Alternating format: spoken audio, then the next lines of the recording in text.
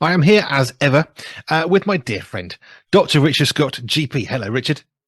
Andy, very, very good to be back. It always makes me smile when I see your face smiling back at me because a smile brings a smile. It kind of multiplies, doesn't it? Well, that's very kind of you. People have said I've got a good face for radio, and I personally don't like looking at my face. I'm much happier looking at yours. So thank you for those kind comments. No, it's fine. I think I was made for radio as well. Yes, my face is perfect for it. Okay, so we've a bit of a recap, I guess. We spent 2 weeks looking at this topic of stress. It is such a far-reaching, wide issue that we actually touched it on two sessions. Before we dive into any questions, have you got any takeaways from those two sessions that you think, do you know what, that was a really important point that I think I just need to re-say? Well, I think the second session. I mean, the first session we looked at short-term stress, long-term stress. Second session we focused a bit more on what to do about some of our stresses, maybe that we can't deal with, and see what the Bible is teaching us. And funny enough, just this afternoon, I've come from work just now, and a woman came in, a Polish lady with rectal cancer, and I thought, my goodness, I must help her. I've had rectal cancer. I must help her anyway. But that's exactly what I've had. And her son, translating, was saying, well, she's stressed about this situation. But I said, but you're Polish. Does that mean you're Catholics? Yes, we're Catholics. Good. You've got faith in God. Yes. Well, look, we must pray about this. Absolutely get the treatment as I did all those years ago. But try to say to people, look, this is the, if you like, the superpower that we have as Christians is that we can do something which non-believers cannot do, which is to bring it to God.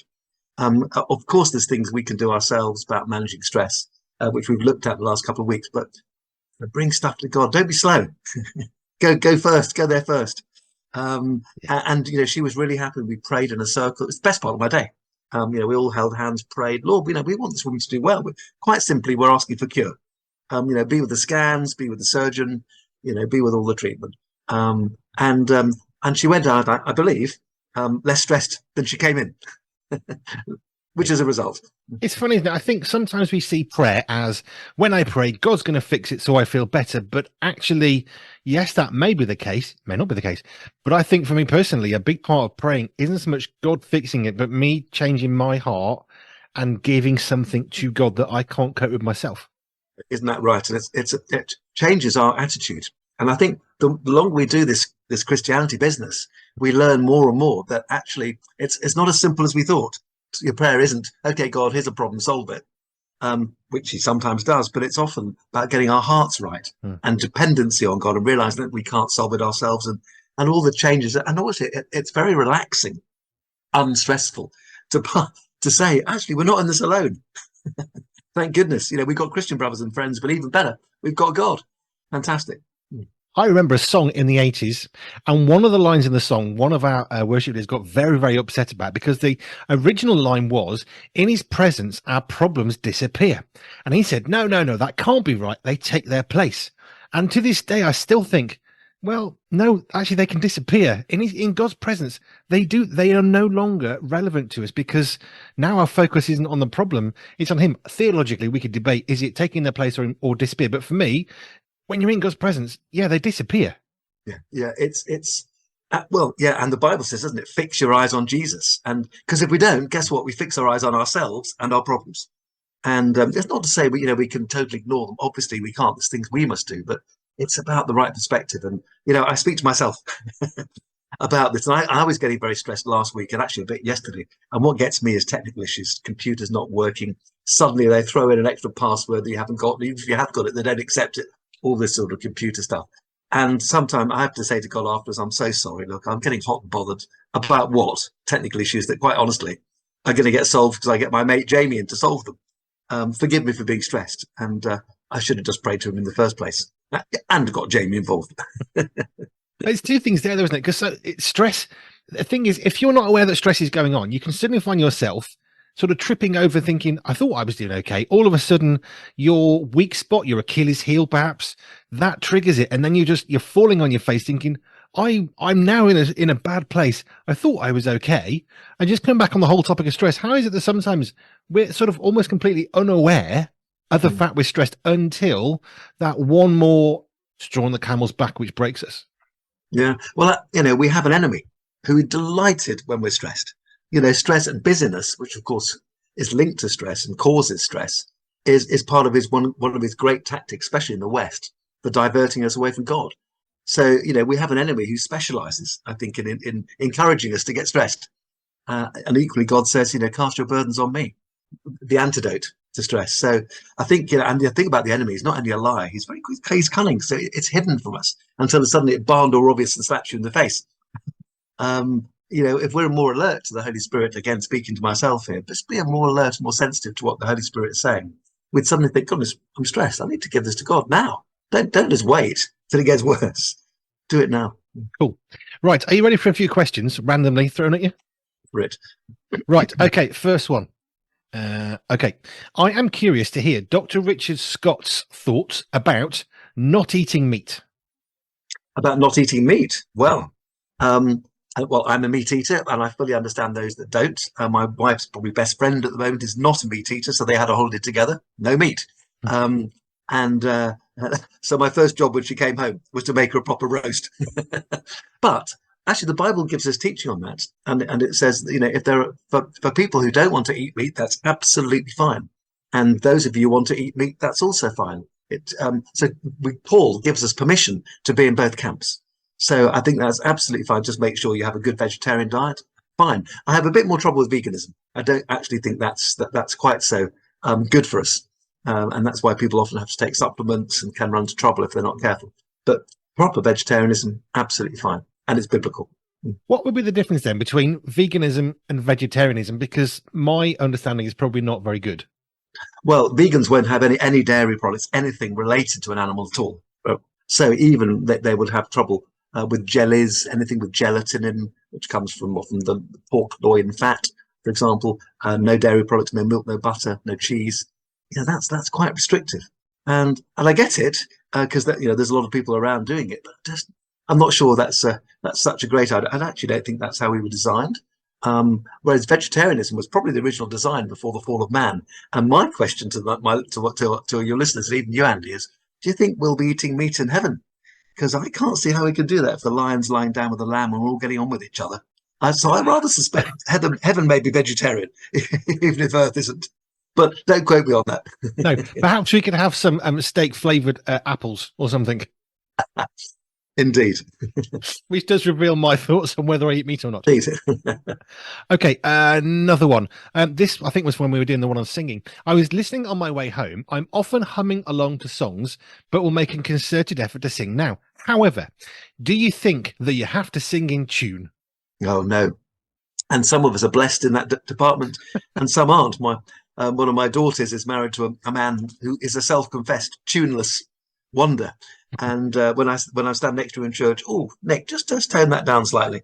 But I think no, because it's all about is blessing God's heart. It's not about performance. It's all about our hearts and His heart. And He loves the fact that we try and sing. So I wouldn't put a tuneless person as a worship leader because that would be a poor use of gifts. But singing in the congregation, absolutely. Alongside that, actually, we've been talking about getting some of our young people in church to play musical instruments.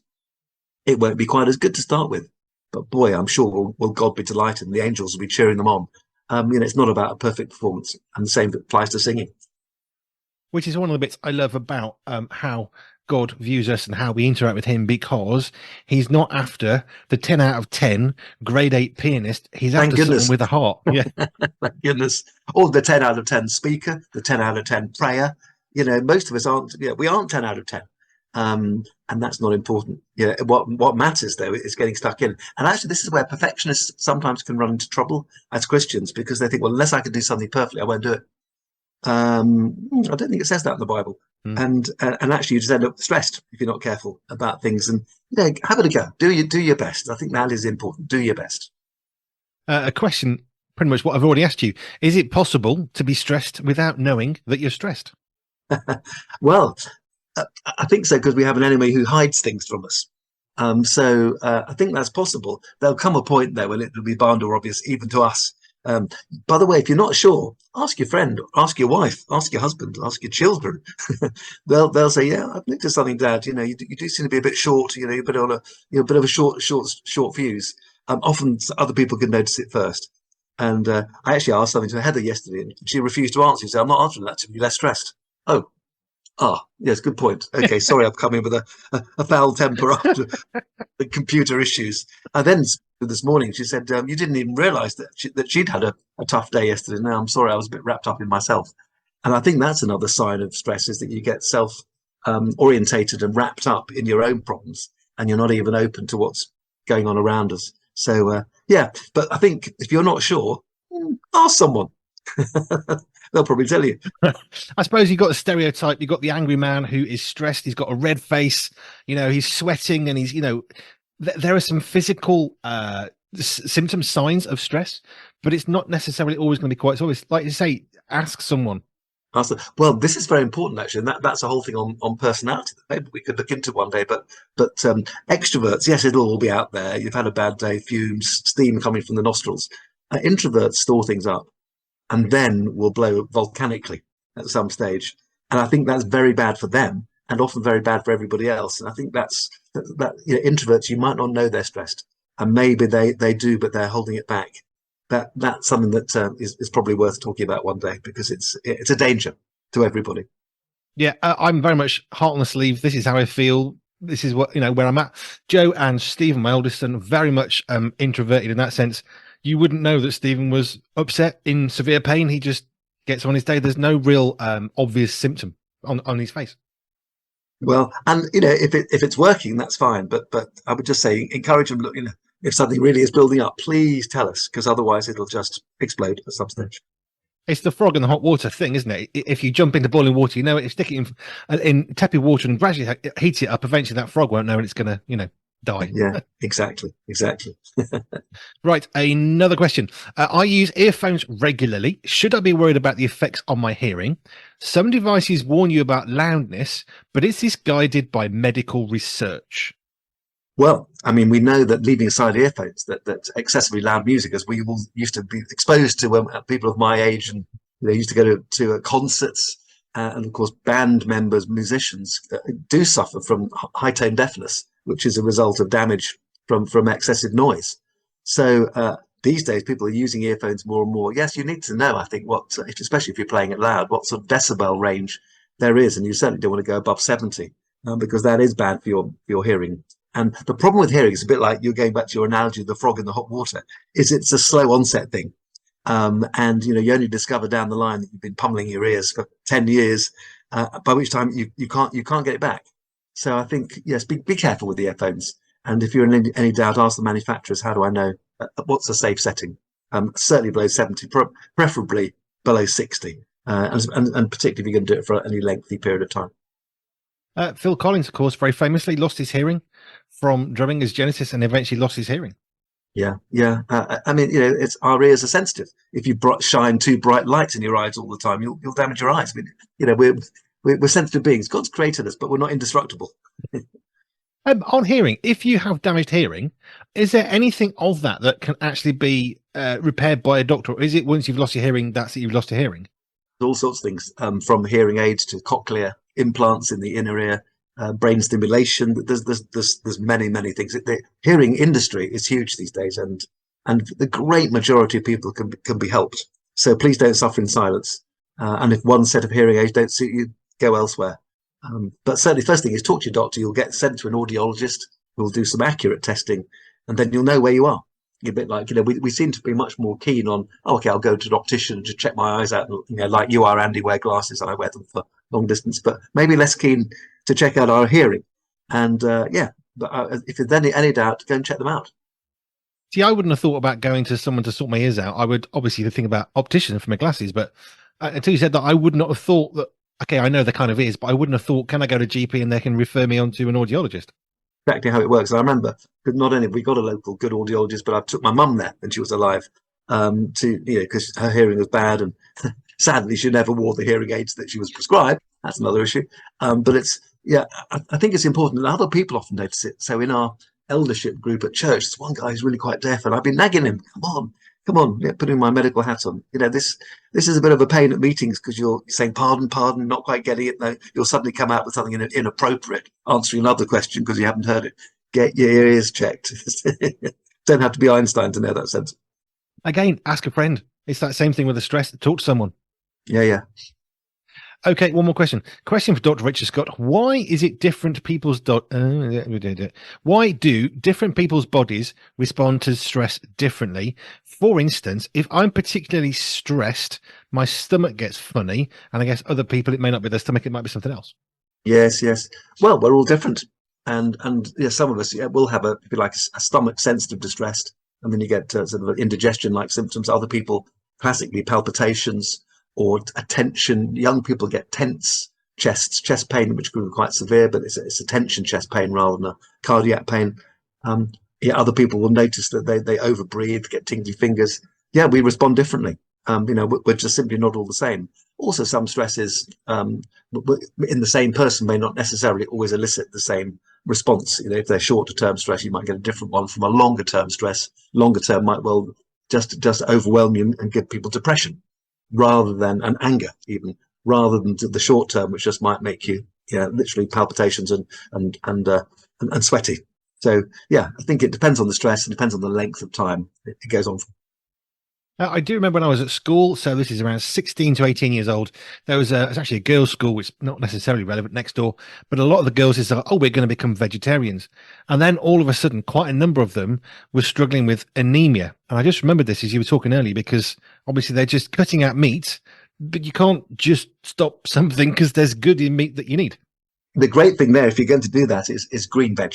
That's where you get your iron from. Interestingly, Heather, my wife, when we were abroad in Tanzania for a few years, she was pregnant twice out there and had very little meat. But actually, her hemoglobin went up because she was getting so much iron and good stuff from the huge amounts of green veg that we ate out there. Wow. And so that just shows that actually, if you're careful with your diet, even in pregnancy, you can be fine. But if you're not, then yeah, you'll run into trouble. Yeah, which is why this sort of reaction of I'm going to stop eating this because it's bad. Well, yes, needs a maybe. bit of thought. Yeah, it needs a bit of thought, and it can be done. It can be done safely and well, but just needs a bit of thought. Yeah, don't just cut something out, add something in. And don't cut lots of things out at the same time, because again, you won't know what's causing what. Absolutely. Right, that's the questions for this week. Thank you for sending your questions in. Do send them; we love them. We stick them together and put them in one go, and we have a go with the doctor in the house. So we've been looking at stress. If you want to watch those videos again, you can go and find my YouTube channel. Links at the bottom of the website. Stress Part 1, Stress Part 2, which is really good. And one of my favourites back there is caffeine, because I drink coffee now. This is the Very power. good. This is the power of words, isn't it? I asked a friend, he said, drink coffee, so I do. Now, what I want to encourage people is that, having talked about stress, I'm thinking, okay, I reckon we need to invert this, and the next week, in fact, I reckon the next 2 weeks, we'll talk about happiness. We'll come from there's been again some work on what really makes us happy. So I'm going to look at that week 1, and then I'll extend it week 2, because again, let's as Christians, we should have loads to be joyful about, and that's a sort of deep, ongoing joy. But what about happiness as well? Happiness and joyfulness are not quite the same. So what makes us really happy? And we'll see what the secular world has discovered that God's probably already revealed. But it's always good to know what's in the news scientifically, and that's where we're going to go the next couple of weeks, I think. Which is why I'm glad to have you, because I would read it and think, that's nice. Okay. Thank you, Dr. Richard Scott, GP. Great. If you're in the US, GP is a family practitioner, your first port of medical call. If you've got any questions for him on anything medical, you can email that to us. We will put it to him and answer it on air for you. Hello at pure247radio.org. Hello at pure247radio.org is the email. Dr. Richard Scott, GP, thank you, sir. Great as ever, Andy. Pure 24/7 Radio is listener supported, which means we are free, online and always pure because of the generous support of our listeners. If you would like to contribute financially, please visit pure247radio.org. If you'd like to find out how we use your money, please visit the Our Cost section. Any donation of any size will help keep us on air and broadcasting for free. Thank you.